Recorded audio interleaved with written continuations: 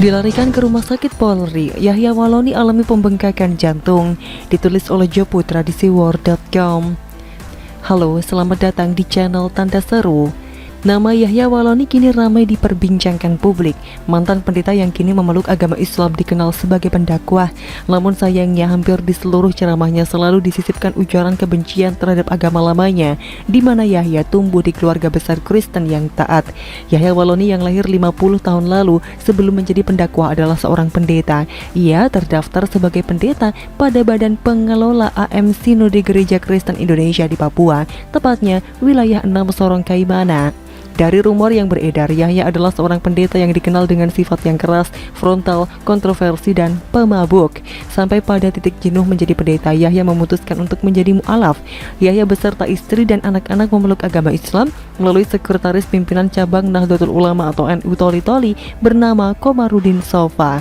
Setelah menjadi mu'alaf, Yahya Waloni mengganti nama menjadi Muhammad Yahya, sementara sang istri yang bernama Luciana diubah menjadi Mutmainah. Sedangkan anak-anaknya dari Silviana diganti Nur Hidayah, Sarah menjadi Siti Sarah, dan Zakaria tetap memakai nama tersebut.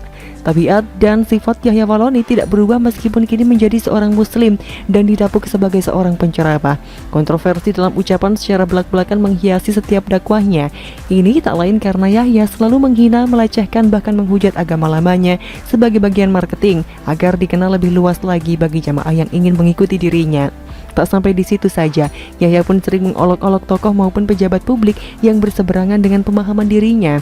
Inilah yang membuat sebagian masyarakat yang berakal sehat membenci atas ceramah-ceramahnya. Dengan kejadian itu, Yahya sering dilaporkan ke polisi karena tindakan ujaran kebenciannya yang selalu menyinggung SARA. Publik dibuat kesal lantaran tidak ada ketegasan dari aparat penegak hukum untuk menangkap ustadz dadakan ini untuk diproses sesuai hukum. Bukannya berubah karena begitu banyaknya pelaporan terkait ceramahnya yang kontroversial, tetapi ia semakin menjadi. Bagi Yahya, privilege dengan status sebagai ustadz dapat membentengi kegiatan ceramahnya karena didukung oleh umat muslim. Umat muslim yang mana? Umat muslim bersumbu pendek yang senang teriak takbir di jalan ketika demo.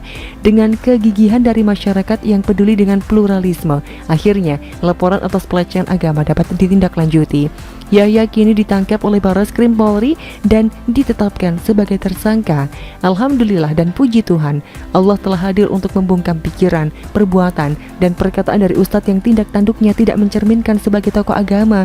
Biarlah Yahya membuka mata bahwa Tuhan adil bagi umat yang dihinanya. Setelah beberapa jam penangkapan, Yahya dikabarkan sedang sakit.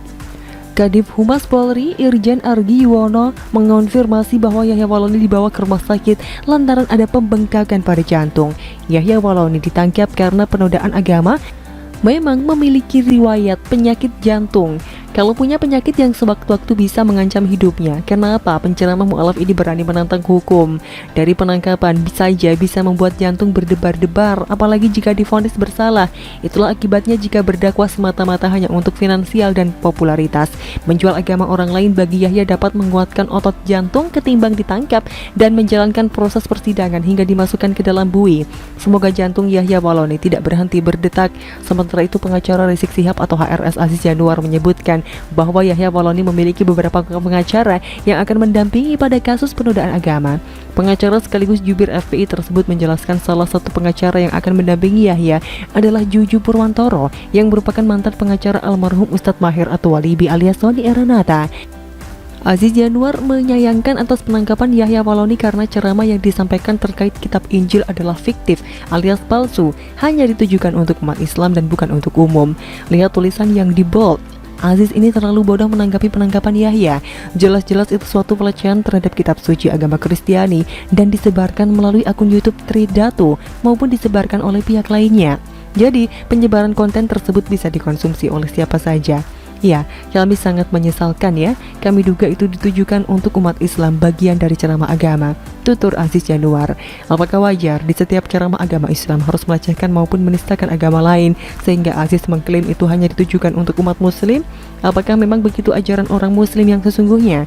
Tentu tidak. Justru, penangkapan Yahya Waloni karena konten ujaran kebencian terhadap agama Kristiani sengaja disebarluaskan sehingga menjadi keresahan di tengah masyarakat, khususnya umat Kristiani.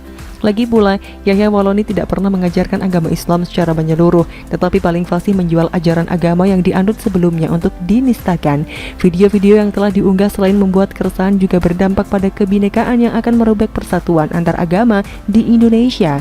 Jika ceramah penindasan terhadap agama lain hanya ditujukan untuk umat Islam, seharusnya tayangan kegiatan ceramah Yahya Waloni tidak dipublikasikan ke khalayak umum. Bagi saya, seorang Aziz Yanuar yang berstatus pengacara, tetapi memiliki nalar dan pikirannya sekelas anak balita, kualitas cara berpikir yang no make sense dan tidak bermutu. Logika yang dipakai Aziz cenderung selalu terbalik. Sudah sangat jelas bahwa tindakan Yahya Waloni melanggar Undang-Undang ITE karena ujaran kebencian ditujukan ke khalayak umum. Walaupun kini Yahya Waloni dirawat, proses hukum tetaplah berjalan. Inilah hukum tabur tua yang diterima Ustadz kaleng-kaleng yang selalu menghina Roh Kudus, Injil dan orang lain. Jika sudah mantap dengan pilihan agama barunya, jalankan dengan sebaik-baiknya, bukan untuk membenci agama lama. Karena bagi saya, orang-orang yang selalu merendahkan agama lamanya adalah orang yang tidak bisa move on dengan agama yang ditinggalkannya. Demikian kira-kira kata kura-kura. Bagaimana menurut Anda?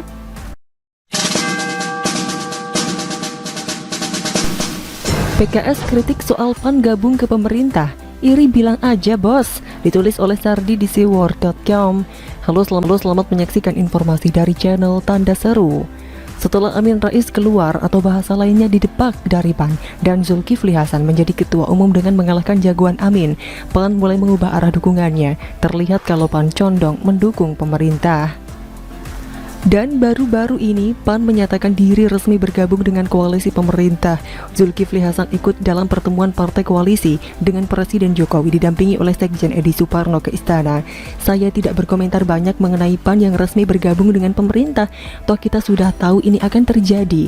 Artinya, koalisi pemerintahan semakin gemuk, sedangkan oposisi makin kerempeng. Tersisa beberapa partai yang masih jual mahal dan ego tinggi.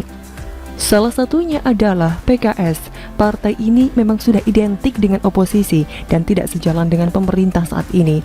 Di satu sisi ini bagus karena kalau PKS bergabung ke pemerintah rasanya nggak rela gitu. Di sisi lain partai ini punya banyak agenda lain. Agenda tersebut kadang sangat kontras sehingga PKS lebih memilih menjadi oposisi di luar pemerintah. Ketika DPP PKS Mardani Alisera mengomentari sikap PAN yang resmi berkoalisi dengan partai pendukung pemerintah, Mardani menganggap potensi penyimpangan bisa makin bertambah karena makin banyaknya partai politik bergabung dengan pemerintah. Awalnya, Mardani mengaku tak menyoal setelah PAN resmi bergabung dengan parpol pendukung Jokowi Ma'ruf. Itu hak partai politik yang tentunya masing-masing punya strategi. Tapi Mardani merasa ada potensi penyimpangan seiring semakin besarnya kekuasaan. Dia mengutip diktum Lord Acton, "Power tends to corrupt, and absolute power corrupts absolutely." Kekuasaan itu cenderung korup, kekuasaan absolut korup 100%. Tapi PKS merasa bahwa power tend to corrupt, kekuasaan cenderung menyimpang, absolute power corrupt absolutely. Semakin besar kekuasaan, semakin besar penyimpangannya, kata Mardani. Mardani mengklaim posisi PKS tetap menjadi partai oposisi untuk mengawasi kerja pemerintah. PKS insya Allah ingin bersama rakyat, melayani rakyat dengan mengontrol kebijakan pemerintah secara kritis dan konstruktif. Insya Allah semuanya untuk membangun negeri, kata dia. Iri bilang aja bos, PKS mungkin berniat gabung juga tapi malu-malu. Malu tapi sempat berharap agar dipanggil untuk bergabung.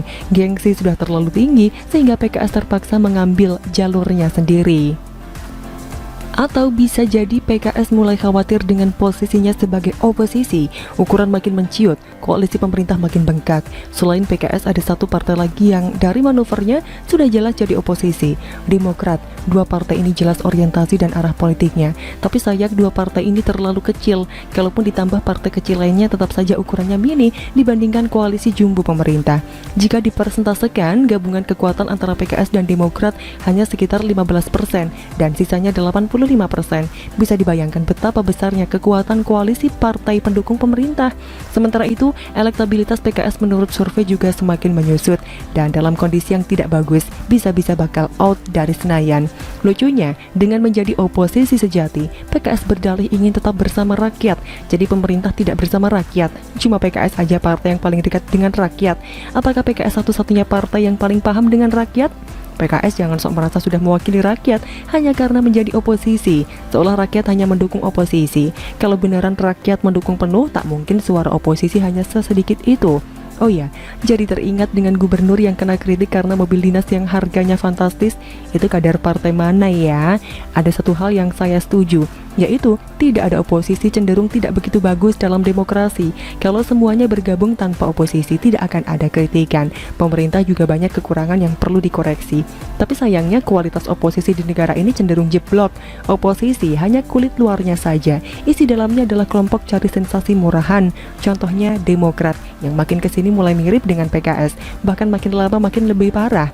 Apapun diributkan, hal sepele pun dipanas-panasi. Itu bukan kritikan, tapi ajak ribut dan cari masalah. Bagaimana menurut Anda?